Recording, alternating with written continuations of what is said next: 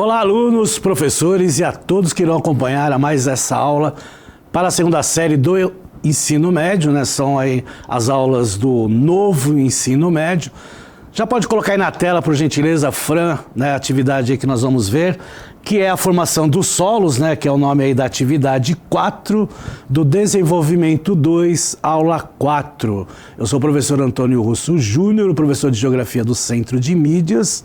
O aprofundamento desta aula, desta atividade é a cultura do solo do campo à cidade. Faz parte aí da unidade curricular número 1, o indivíduo e o ambiente.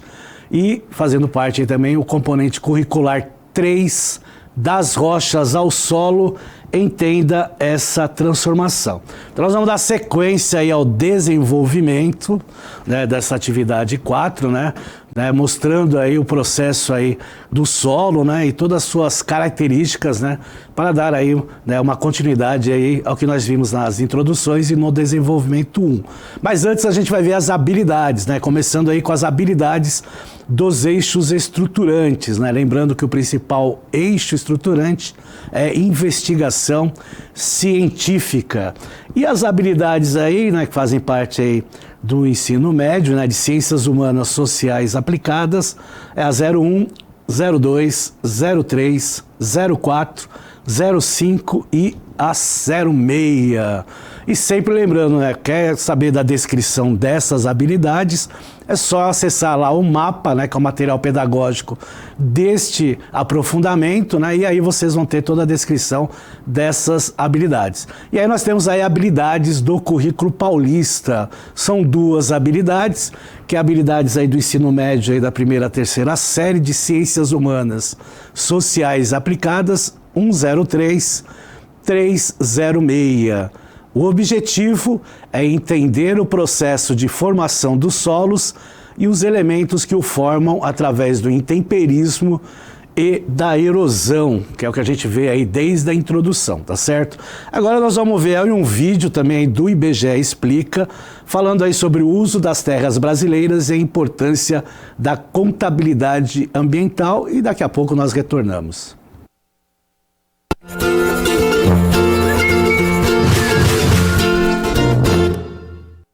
Olá, sejam bem-vindos ao IBGE Explica. Hoje o tema é mudanças na cobertura e uso da terra.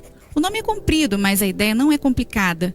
Imagine um quintal pouco usado de uma casa, um amplo espaço com grama e alguns arbustos, onde passarinhos e formigas convivem harmoniosamente. Se o proprietário do terreno de repente resolve construir uma área de churrasqueira e piscina para confraternizar com os amigos, temos uma mudança na cobertura e no uso dessa terra. Afinal, antes tínhamos uma cobertura dominada por grama e usada como habitat de pequenos seres vivos, e agora temos uma cobertura de revestimento artificial usada para o lazer humano. Mas o foco do IBGE não é o microcosmo das casas familiares. Nossa análise abrange o país como um todo. Esse é um tema quentíssimo, pois tem relação direta com dinâmicas com potencial de impacto ambiental, que estão no centro dos debates internacionais. A relação entre a Terra e os impactos ambientais pode não ter ficado tão clara ainda. Calma, que o IBGE explica. As alterações que ocorrem na cobertura e uso da terra estão diretamente relacionadas às atividades dos seres humanos que se apropriam de recursos naturais, transformando-os para o seu benefício. Este processo, na maioria das vezes, gera algum tipo de impacto sobre esses recursos. Voltemos a alguns séculos.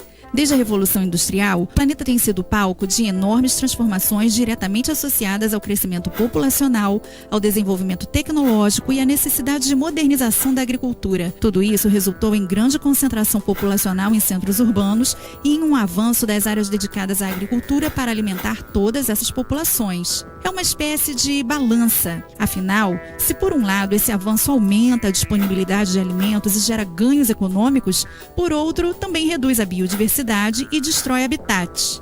A retirada de vegetação nativa, que por si só já causa impactos ambientais, é agravada quando feita por meio de queimadas, pois a emissão de dióxido de carbono contribui para o aquecimento global, que por sua vez pode provocar o derretimento de geleiras e o aumento do nível do mar. Já o uso de técnicas agrícolas inadequadas, além de poluir a água reduzindo sua disponibilidade, pode degradar os solos e, em casos extremos, levar ao processo de desertificação. Nota-se, portanto, que há uma estreita interrelação entre aspectos socioeconômicos, mudanças na cobertura e uso da terra e questões ambientais globais e regionais. Assim como o PIB faz com questões econômicas, é importante que contabilizemos de forma sistemática e periódica as alterações ocorridas na cobertura e uso da terra, fornecendo um amplo quadro que sirva de base para a construção de um modelo de desenvolvimento sustentável. E isso se chama contabilidade ambiental. No entanto, hoje sabemos que a preservação das florestas, águas e montanhas é essencial para uma melhor qualidade de vida e para a nossa própria existência. Mesmo pensando em termos estritamente financeiros, vemos que problemas como a poluição causam impacto no planejamento econômico dos países, já que, entre outras coisas, aumentam os gastos com saúde. O estudo das mudanças na cobertura e no uso da terra é, portanto, uma importante ferramenta da contabilidade ambiental. Sabe como se faz essa contabilidade? De forma bem sucinta, diversas imagens, como as de satélites, são adquiridas e processadas. Um software as classifica automaticamente, associando cada polígono examinado a uma das classes pré-definidas. Em seguida, profissionais do IBGE analisam os dados e corrigem eventuais imperfeições, agregando também informações de mapas temáticos e dados estatísticos.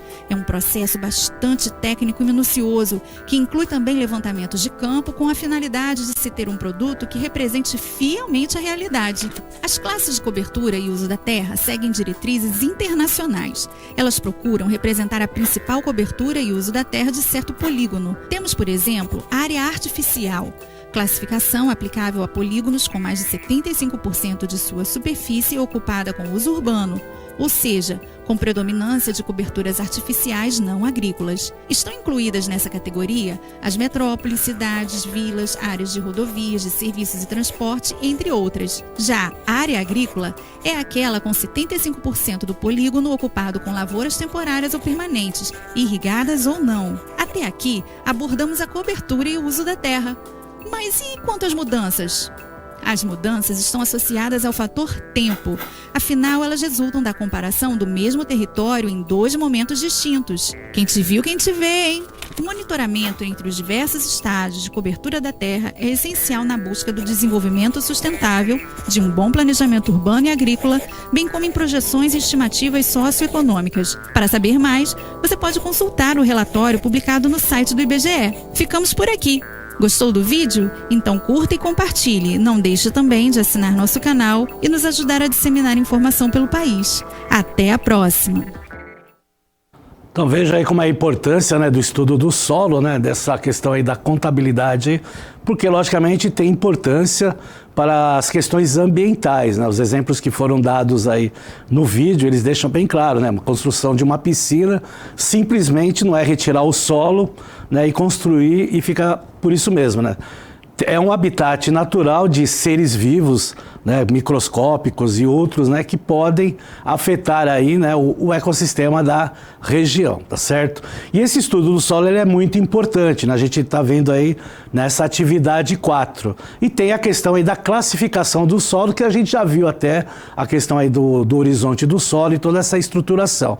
Na próxima tela a gente vai ver aí, né, como é que é classificado aí o solo no Brasil. Então acompanhe aí na leitura a história da classificação de solos no Brasil, né? Então, um breve histórico aí da classificação dos solos no Brasil, né, que vem aí do século XIX, né, vem do conceito estabelecido aí por Dokuchaev, né, que é um russo na época, né, da Rússia, né, do Império Russo, né? Então ele estudou o solo, né, da Rússia no período de 1877 a mais ou menos 1878, né? E aí a partir aí desse conceito de Dokuchaev, né, houve uma identificação dos horizontes do solo, né, que ele empregou lá na Rússia, né, com camadas e componentes e o aprimoramento dos critérios diagnósticos empregados na sua identificação, né? E aí o resultado é da experiência acumulada ao longo de anos em vários países. Aqui no Brasil, ocorreu aí na década de 1970 o Sistema Brasileiro de Classificação de Solos, né, tendo aí o esforço aí de diversas instituições, né? No final da década de 90 já havia sido publicada a 4ª aproximação, né, em 1997 a primeira edição do sistema, né, o CIBIX, em 1999, que mostra aí a classificação e da onde eu tiro aí as informações da classificação de todo esse processo aí do solo, né, que se iniciou os estudos do solo aqui no Brasil já no século XIX, mas que logicamente ele teve uma introdução maior a partir de 1970, né, com estudos aí feitos por cientistas, inclusive aí o IBGE, que é o Instituto Brasileiro de Geografia e Estatísticas, né, ele coloca aí, né, vários livros aí apontando classificações do solo, né, e muitas dessas informações eu tiro tanto do IBGE como também do Embrapa, né, como vocês podem observar aí nas fontes dos slides. E nessa questão aí das características do solo, né, nós temos várias propriedades que foram estudadas aí, né, começando aí por Dokuchaev, e foi estendida, né, em vários países do mundo, que até hoje é introduzida, né, apesar de ter sido lá feito lá no final do século XIX, ainda essas classificações são muito utilizadas, né, aqui no Brasil e em outras partes aí, né, dos outros países aí. Vamos lá ver propriedades do solo aí na próxima tela. Então a gente tem aí características morfológicas do solo. Então são características presentes e observáveis nos solos que permitem distinguir um determinado tipo de solo dos demais. Algumas características rotineiramente observadas na descrição morfológica de solos são a cor, né, uma das características morfológicas, né, que é de fácil identificação e possibilita fazer inferências a respeito do conteúdo de matéria orgânica, tipos de óxido de ferro, processos de formação, entre outros. Para que se tenha um padrão de identificação de cor do solo, utiliza-se a carta de cores de Munsell, né, que é o Munsell Color Charts, que considera as variações da cor em escalas de 3 componentes, a matiz, né, ou matiz, né, na realidade, o valor e o croma.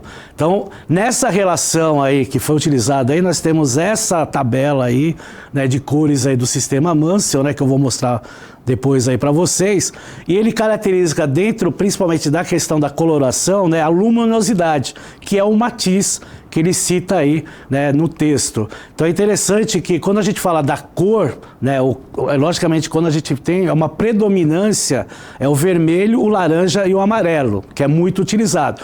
Mas Munsell utiliza outras cores aí por causa da luminosidade, né, em relação ao sol para o solo, né? Então a gente vai colocar aí, né, a tabelinha aí que foi feita pelo Munsell, né?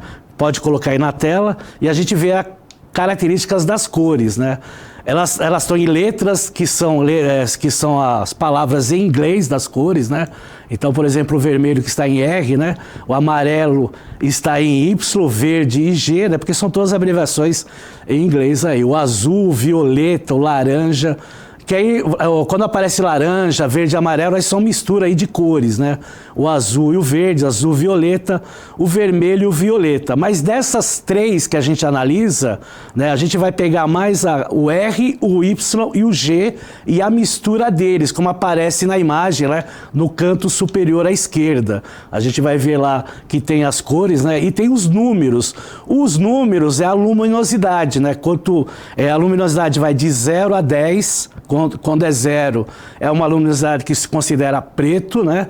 E 10 branco, né? Então, quanto mais próximo do 10, maior a luminosidade em relação, né, às cores, né? Então é importante retratar isso. Então, na idade da luz, né, a intensidade da luz em relação ao solo, né? Então a incidência da luz sobre o solo, que a gente sabe que tem uma importância muito grande, essa incidência, né, da luz do sol em relação ao solo, mas também tem as características minerais, né? Como por exemplo, quando a gente vê uma oxidação no solo, né, uma cor mais avermelhada, é porque tem uma grande quantidade de ferro no solo, um exemplo aí a ser retratado. Por isso que tem essa questão aí. Essa tabela ela foi criada aí por Albert Munsell, né? Isso no início do século XX, né? E foi usada e é usada até hoje, né? Inclusive usada aí em engenharia elétrica, né? Com as cores de painéis elétricos, engenharia ambiental, arqueologia. Então vejo que são diversas áreas aí que acabam utilizando esses sistemas aí de cores, que é muito interessante, que até o professor pode até estar trabalhando melhor aí na sala de aula aí com os alunos, né, identificando aí essa relação aí das cores, né, com, né, as características do solo, né? Tem que lembrar que a cor do solo é uma das principais características aí do solo, porque você tem uma visualização de quanto o solo é fértil através, né, da característica da cor e o quanto tem oxidação ou não nesse solo. Certo, pessoal? Então, as cores, pode voltar aqui para mim, por gentileza, tá aí, ó. As cores é uma, né, das características aí morfológicas que é muito trabalhado no estudo, né, do solo. Uma outra característica muito utilizada, né, e estudada é a textura, né? Pode colocar aí na tela, por gentileza. A textura aí tem grande influência no componente físico, hídrico e químico do solo e por isso sua avaliação é de grande importância para o uso e o manejo dos solos utilizado principalmente para a agricultura. É expressa pela proporção dos componentes, né, de granulação, né, os granulométricos, da fase mineral do solo, areia, silt e argila. No Brasil, a classificação de tamanho de partículas utilizadas segue o padrão disposto a seguir, né, dados aí do Embrapa de 1979. Então, se for aí uma textura de argila, menor que 0,002 milímetros. Se for de silt, 0,002 a 0,05 milímetros. Se for uma areia fina, de 0,05 a 0,2 milímetros. Se for uma areia grossa, de 0,2 a 2 milímetros. E aí nós temos as frações mais grosseiras aí, né, do que a fração areia são o cascalho, muito utilizado também na construção civil, como areia, de 2 a 20 milímetros, o calhau de 20 a 200 milímetros e o matacão, que é maior, de 200 milímetros. E aí deve ser observado em campo, na descrição morfológica, mas seu valor definitivo é dado pela análise granulométrica realizada em laboratório. E essa questão da areia é muito importante retratar, porque nem toda areia serve para construção civil. Então, por isso que é importante o estudo da textura, né, de um elemento como a areia, né? Nós já vimos aí em reportagens várias edificações aqui no Brasil caindo porque foram utilizadas a areia, por exemplo, a areia de praia, que ela tem uma granulação muito mais fina, então a sua resistência vai ser menor. Então, por isso que é importante esse estudo aí do solo, né, e a importância de se saber qual material se utilizar, principalmente numa construção civil, que a gente utiliza muito dessa matéria-prima, né, para fazer aí as edificações. Outra característica é a estrutura do solo. Pode colocar aí na tela, por gentileza. É o arranjo estabelecido pela ligação das partículas primárias do solo entre si, por substâncias diversas encontradas no solo, como matéria orgânica, óxidos de ferro e alumínio, carbonatos, sílica e etc. Esse arranjo dá origem aos agregados ou pads, que são unidades estruturais separadas entre si por superfícies de fraqueza. A estrutura tem grande influência no desenvolvimento de plantas no solo, como o sistema radicular, armazenamento e disponibilidade de água e nutrientes e resistente à erosão. A estrutura é caracterizada conforme 3 aspectos: tipo laminar, prismática, colunar, blocos angulares, blocos subangulares e granular, o tamanho, que é muito pequena, pequena, média, grande e muito grande, e grau de desenvolvimento, na qual ela pode ser solta, fraca, moderada ou forte. A estrutura, né, é o formato, né, do solo, né, que ele pode, que eu vou mostrar uma imagem para vocês, que aí vocês vão entender melhor, que é essa questão da relação também com a água, né, se ele consegue segurar mais a água, né, se a água ela sai mais rápido ou mais lentamente, né, então vai depender muito da estrutura do solo, se ele consegue segurar mais tempo a água ou se a água já é penetrada e vai para o subsolo. Então, essa questão aí do tipo de estrutura do solo também tem muita importância na questão aí da matriz da rocha, que é importante retratar dependendo do lugar na qual é constituído esse solo. E aí tem a imagem dos tipos de estrutura, né, na qual está mostrando aí a relação com a água. Então, nesses grãos simples aí, né, a questão aí da penetração na água no solo é muito mais rápida, por isso que ele aparece rápida lá. E ele tem lá uma junção, né, granular, como ele mostra aí, por isso que ele fala na questão rápida. Tem os blocos, né, que eles são mais compactados, então a água ela penetra mais moderadamente, né, nessa relação que ele chama aí de prismática, né, que é o tipo né, da rocha constituída aí, né, e aí moderada. E aí nós temos as placas, que aí o formato das placas faz com que a água penetre lentamente, e aí ela tem uma denominação de massiva, né, até porque, né, ela tem, né, uma conjunção mais, né, agregada, então é importante retratar isso. Então vejam a importância também dessa agregação e da desagregação dos solos, que tem muito a ver com a questão aí também das partículas dos solos, na qual ela se tem, se ela é uma partícula maior, se ela é uma partícula menor, mais afastada, né? Se tem mais água, né, ou se tem mais ar, tudo isso aí tem uma relação muito forte com as características do solo. E aí nós temos aí a consistência, né? A gente viu a estrutura, viu a textura, viu a cor. Outra característica morfológica é a consistência aí, tá certo? Então, na consistência, ela diferencia a adesão e a coesão de partículas do solo, que podem variar em função da textura, da matéria orgânica e da mineralogia, e deve ser observada em campo em 3 condições de umidade. Consistência seca, que avalia o grau de resistência à quebra ou esboroamento do torrão, é classificada em solta, macia, ligeiramente dura, muito dura e extremamente dura. Consistência úmida é dada pela friabilidade do torrão, ligeiramente úmido. É classificada em solta, muito friável, firme, muito firme e extremamente firme. E a consistência molhada é observada em amostras molhadas, amassadas e homogeneizadas nas mãos. Avalia-se a plasticidade, capacidade do material em ser moldado em 3 tipos. Não plástica, ligeiramente plástica e muito plástica. E a pegajosidade, capacidade de aderência, também em 3 tipos. Não pegajosa, ligeiramente pegajosa e muito pegajosa. Para se ter essa ideia dessa questão da consistência, você pega o torrão do solo, né, que é aquele monte de solo que você pega, e aí você vê se ele é seco, ele vai ser muito mais granulado, né, e vai ter uma resistência menor, né? Agora, se ele é mais úmido, ele vai ter lá uma resistência maior, né, e o torrão vai ser mais firme. Então é interessante, né, sempre esse estudo. E, logicamente, esse estudo é feito também por análises tecnológicas. Aí eu trouxe um exemplo interessante, né, da estrutura do solo, né, através do pão. Então coloca aí na tela, por gentileza. Então, ó, veja aí claramente, ó, o solo solto. Então veja, né, até a porosidade é bem maior, né? Então as porosidades eles têm um tamanho maior quando a gente fala aí num solo solto, né? Um solo bem estruturado, ele tem poros, mas bem menores, né? Então já é um solo, né, um pouco mais compactado em relação ao solo solto, né, que tem aquelas porosidades maior.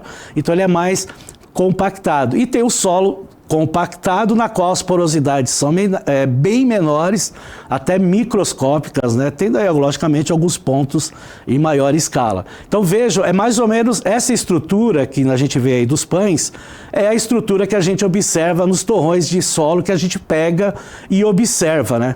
Se ele é mais úmido, se ele é mais seco, a cor, né? A textura, tudo isso aí está relacionado aí também na estrutura do solo, tá certo? Lembrando que isso aí é um exemplo, né, para se colocar, né, numa formação aí, né, mais prática de visualização, né, quanto à questão aí do solo. E logicamente a gente falou tanto aí da porosidade, a porosidade também tem uma grande importância, até porque a gente viu na estrutura do pão, né, se a porosidade ficar muito elevada, né, então pode ter aí se for numa região muito chuvosa, uma grande quantidade de água, né, então tem que depender muito dessa relação aí. Então a porosidade também é uma característica morfológica importante do solo. Então vamos lá colocar na tela, a porosidade é visualizada no perfil de solo e deve ser descrita conforme a quantidade e o tamanho dos poros. Quantidade, poucos, comuns ou muitos. Tamanho, pequenos, médios, grandes ou muito grandes, que é aquilo que a gente viu na imagem da estrutura aí dos pães, que nós observamos, né, na imagem anterior. Então tem toda essa relação aí. Por quê? Porque quando você vai estudar essa questão da porosidade, no lugar da terra, né, os poros vão ter ar ou água, né, ou minerais. É o que a gente vai ver aí na próxima imagem, tá lá, ó. Então nós temos lá 45% do volume, que é o ideal de matéria mineral né, nos poros, né? E aí o microsporos tem água aí 33,5%, né? Que é 2/3 do volume poroso, né? E nós temos aí os macroporos, né? E os que tem aí 16,5% mais ou menos, né?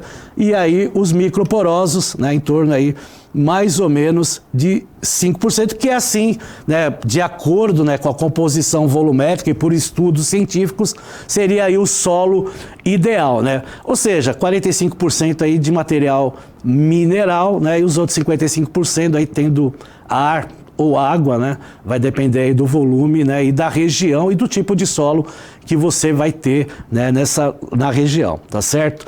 Temos também uma outra característica que é muito estudada, que é a serosidade. Pode colocar aí na tela, por gentileza. A serosidade pode ser visualizada em campo a olho nu ou com auxílio de lupa na superfície dos agregados ou em laboratório, por análise micromorfológica. Ocorre nas superfícies dos agregados ou nos poros. Tem aspecto brilhante ou lustroso, resultante da deposição de material inorgânico ou argila. A classificação é feita conforme 2 aspectos: grau de desenvolvimento, fraca, moderada ou forte, quantidade, pouco comum ou abundante.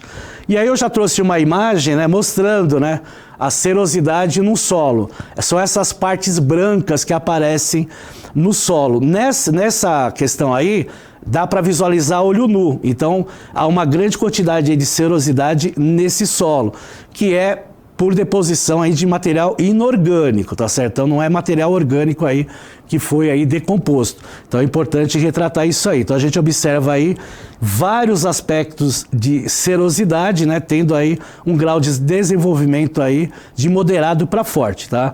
E essa quantidade aí, no caso, dependendo do solo, ele pode ser pouco, médio ou, né, incomum, né? Ou seja, tem regiões aí com uma grande quantidade aí de material inorgânico, na qual faz com que, né, esse processo de serosidade seja, né, de grande quantidade no solo.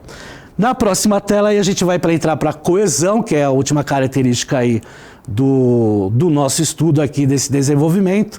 Ela é característica observada em campo pela dureza, duro, muito duro ou extremamente duro, de horizontes subsuperficiais, quando secos, e friabilidade friável a firme, quando úmidos.